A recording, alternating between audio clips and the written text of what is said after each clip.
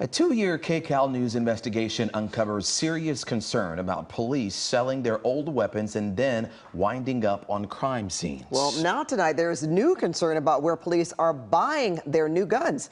Senior reporter Ross Palombo has the story, and that's something you'll see only on KCAL News. Ross. Well, Pat and Chauncey, if you can believe it, taxpayers are actually the biggest gun buyers in the entire country, spending $5 billion last year alone to buy guns for police agencies. So where then are police getting the guns from? Well, we've learned that millions of taxpayer dollars are going to dealers who the ATF says have violated gun laws. The LAPD, for example, has made purchases at one such dealer. And because of this overall issue, just today, one Southern California city is now the first in the entire country to stop it. How you doing? Are you the manager? No. You've seen this gun dealer. Guns that left here and were used in crimes. Not taking our questions. Yeah, okay. You just pushed her. This family feeling the pain from a deputy's former weapon. There's no reason for police firearms to be in the hands of young teenagers. And this sheriff. It does get frustrating. Caught in the middle of legal firearm sales. The human being is the one that pulled the triggers, not the gun. But now, a different department. This is an issue we have to tackle. Different gun sales. Many don't check who they buy from. And another family's hope. Justice for Angel. For a much different result. He was loved by everybody that knew him. The Brown family's 19-year-old son was shot to death half a country away in Indianapolis. And he finally showed me a camera picture, and it was him. Nearly 3 years later, she still can't picture how a gun recovered at the scene of his murder made its way here. All the way from Modesto, from the Stanislaus County Sheriff's Department. I don't know how. I don't know.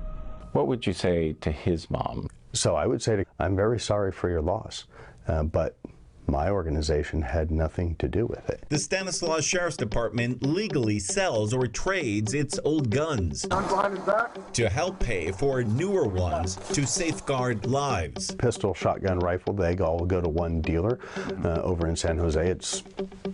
I don't actually know why we use that dealer, but we do. That dealer is LC Action Police Supply, and ATF records obtained through Brady's Gun Store Transparency Project show it's been cited at least 14 times from 2015 to 2018 for things like failure to record all required information regarding NICS DROS checks. Problems in the past? Out of how many years and how many thousands of guns have they dealt with? No. It does not. Our investigation found, though, that 2 of those guns that the Stanislaus County Sheriff's Department sold to LC Action eventually wound up on crime scenes.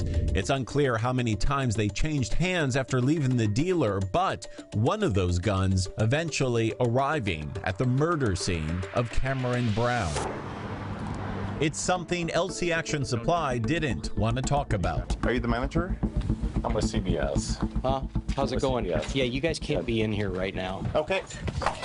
Sir, what are you doing? Now we've learned that the largest and oldest anti-gun violence group in the country, Brady, has done a case study on this very dealer, saying in all 67 California law enforcement agencies together purchased over $18 million worth of goods from LC Action Police Supply between July 2015 to the fall of 2021.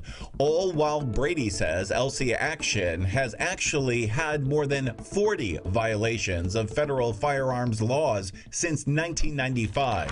Brady also studied another dealer and says at least 64 California law enforcement agencies have purchased goods from Adamson Police Products in the same period, buying at least $2.7 million in goods, all while Brady also says it has had over a dozen violations of federal firearms laws since 2011. We could have inadvertently been using taxpayer money to contribute to our gun violence problem by giving money to firearms dealers that aren't following the law. These dealers aren't always squeaky clean, are they? No.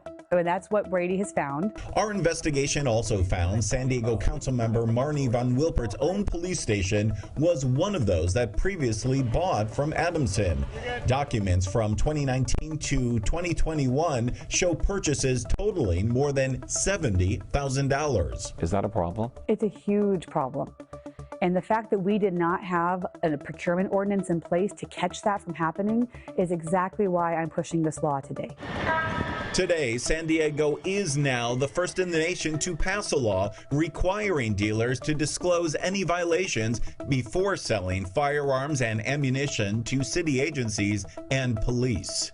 We're just going to ask firearm dealers with the new law that we're enacting, do you have any ATF violation? You don't want any tax money going to dealers who aren't following the law. Exactly. And it's going to be a game changer. San Diego City Attorney Mara Elliott wrote the law. Her game is all about the power of the purse. Millions of dollars from San Diego, on average $5 billion a year from taxpayers across the country. They don't have a right to our business. Now you're taking care of it. Yes, we're stepping in. But the city needs others to step up too. Our investigation found that LAPD has also spent tens of thousands of dollars with both Adamson and LC Action. San Diego says it also needs neighboring cities to pass similar laws to also choose dealers with the cleanest records. You are the first in the nation.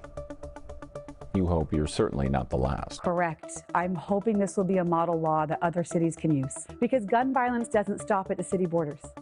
I need other jurisdictions to take this on, and we need to act. The CDC has shown that the highest rate of death for children under the age of 18 in America is from fatal gunshot wounds.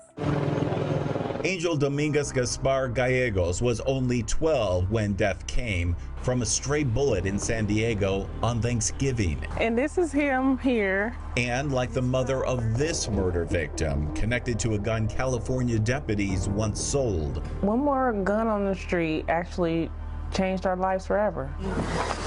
Angel's mother hopes this change in how police buy weapons will simply buy other children a future. And she wrote, on Thanksgiving night 2021, we lost Angel due to a stray bullet.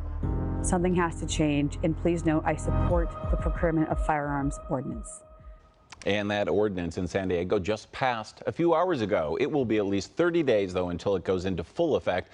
No decision has been made yet on whether San Diego will do business with those dealers, Adamson or LC Action, or even whether their previous ATF violations are recent enough to matter. We did reach out to both dealers and have not heard back. We also haven't heard back from LAPD about their purchases. And again, there is hope that this is going to reach other cities. So we have heard from LA County Supervisor Janice Hahn, and she is moving fast. She's already looking at this law. It could be up here in a matter of weeks. We'll keep you updated.